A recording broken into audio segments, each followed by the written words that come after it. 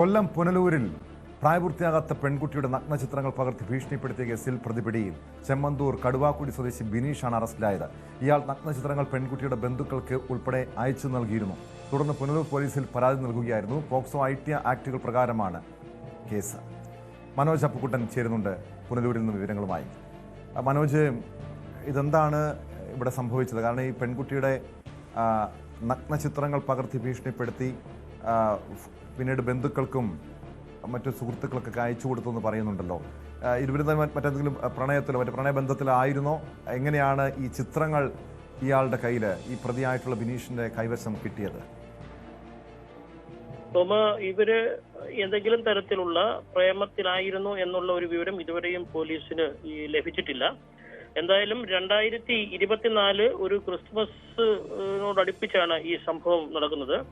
അയൽവീട്ടിൽ ഉറങ്ങാൻ പോയ 17-കാരിയുടെ നഗ്ന ചിത്രങ്ങളാണ് പുനലൂർ ചെമ്മന്തൂർ കടുവാക്കുഴി സ്വദേശി ബിനീഷ് മൊബൈലിൽ പകർത്തിയത്.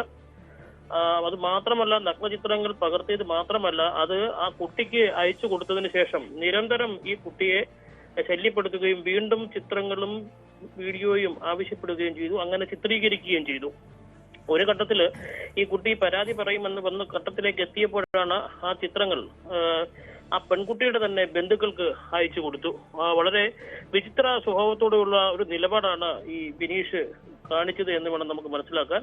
വീണ്ടും വീണ്ടും ചിത്രങ്ങൾ ആവശ്യപ്പെട്ട് കുട്ടിയെ വീണ്ടും നിരന്തരം ശല്യപ്പെടുത്തിക്കൊണ്ടിരുന്നപ്പോൾ ഒരു സഹിക്കവയ്യാതെയാണ് ബന്ധുക്കളുടെ സഹായത്തോടു കൂടി പുനലൂർ പോലീസിൽ പരാതി നൽകുന്നത്. ബിനീഷിനെ പിടികൂടിയ പോലീസ് വിദഗ്ധമായ പരിശോധന നടത്തുകയും മൊബൈൽ പരിശോധിച്ചപ്പോൾ പെൺകുട്ടിയുടെ ചിത്രങ്ങളും വീഡിയോയും മൊബൈലിൽ നിന്ന് ലഭിക്കുകയും ചെയ്തു. ഇത് മറ്റൊരാൾക്ക് അയച്ചു കൊടുത്തതിന്റെ തെളിവുകളും പോലീസിന് കിട്ടിയിട്ടുണ്ട്. ഇതിന്റെ അടിസ്ഥാനത്തിലാണ് പോലീസ് പോസ്കോ ഐടി ആക്ടുകൾ പ്രകാരം കേസെടുക്കുകയും കോടതിയിൽ ഹാജരാക്കി റിമാൻഡ് ചെയ്യുകയും ചെയ്തത്. ടോം, അങ്ങനെ ഒരു എന്താണ് ഇയാളുടെ ഒരു പശ്ചാത്തലം എന്താണ്? ഈ പ്രതി ബിനീഷിന്റെ ഒരു പശ്ചാത്തലം എന്താണ്? ഇതിനു മുൻപ് ഇയാൾക്കെതിരെ സമാനമായിട്ടുള്ള ഏതെങ്കിലും പരാതികൾ ഉയർന്നിട്ടുള്ളതാണോ?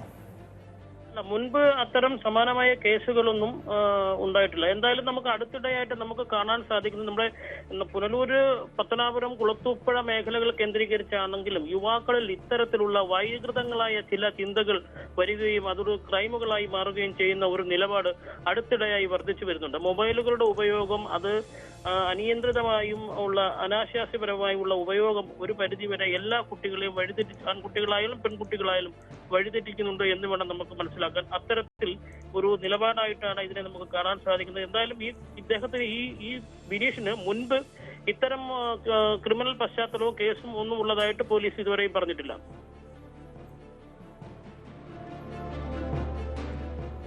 വ്യക്തമാണ്. മനോജ് അപ്പുക്കുട്ടനാണ് പുനലൂരിൽ നിന്നും വിവരങ്ങൾ നൽകിയത്.